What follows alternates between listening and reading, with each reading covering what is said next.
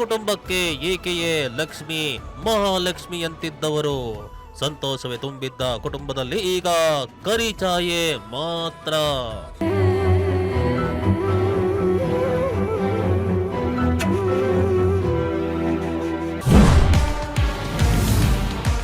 ಒಂಬತ್ತನೇ ತರಗತಿ ವಿದ್ಯಾರ್ಥಿನಿಯ ಸಾವಿನ ಹಿಂದಿನ ರಹಸ್ಯವೇನು?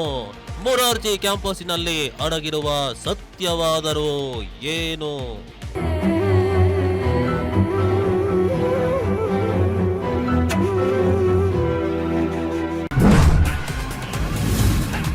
ಸ್ಥಳೀಯ ಶಾಸಕ BA ಎಂಟ್ರಿ ಕೊಟ್ಟಿದ್ದೇಕೆ? ಅದು ಸಾಕ್ಷ್ಯ ನಾಶದ ಷಡ್ಯಂತ್ರವ? ಹರಳದ ಕಿರುಮಲ್ಲಿಗೆ